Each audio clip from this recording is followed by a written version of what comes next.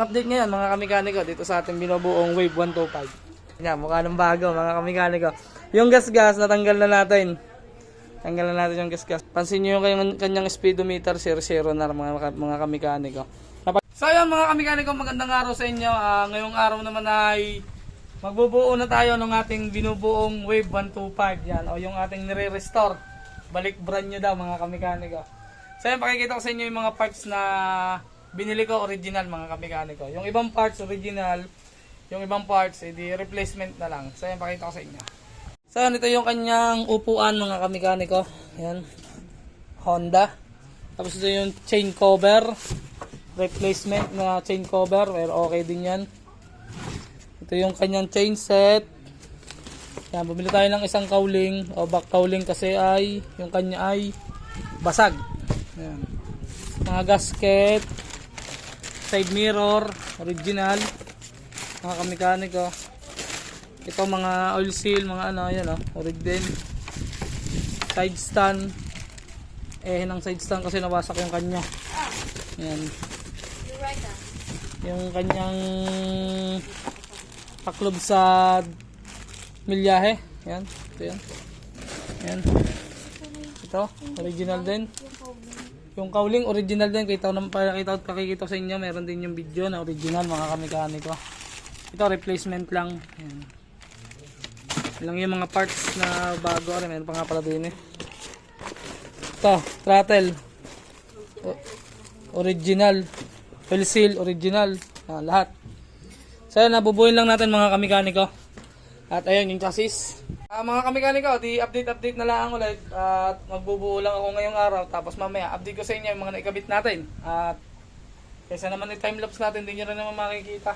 Hindi din kasi ako kasi mag-edit ng mga mahirap kasi pinupulito ko yung pagkakabit.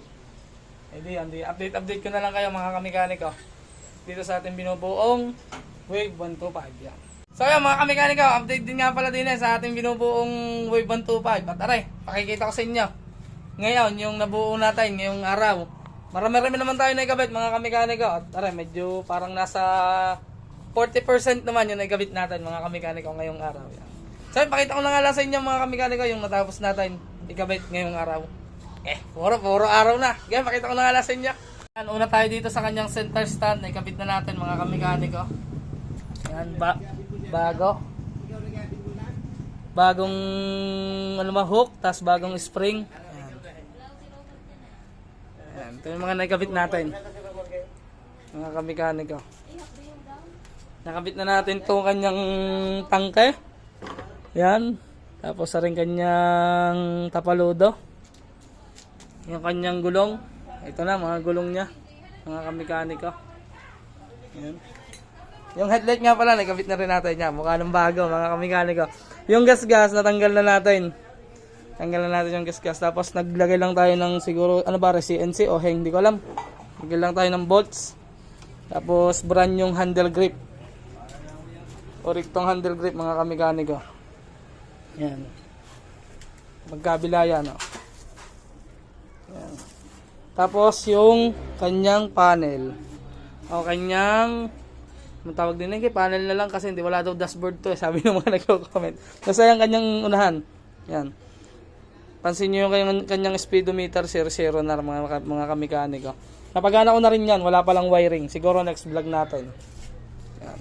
Yung mga switch nilinis lang natin, tapos bumili tayo ng isang busina. Yan. Alright na. Yan, naka SDR na gulong o na rim. Tapos ang gulong ay Maxing. Mga kamikaniko, yan. Ito yung update ngayon mga kamikaniko dito sa ating binubuong Wave 125. Kasi sa lakat may nakuha ng baboy doon sa kabila. Kaya medyo maingay. Yan. Ito mga original din to mga kamikaniko. Yan, kapagod ko na nga rin mga kamikaniko. Isa, paano mga kamikaniko? Di bukas ko na lang ulit kayo update din sa ating nire-restore. At sobrang kapagod na mga kamikaniko pagbubuo. Pagkahirap din naman magbuo, ano yung pinakamahirap sa pag-restore, pagbubuo. Kaya di bukas na lang at bukas ikakabit natin ang kanyang makina. So hanggang dito na lang. Peace out.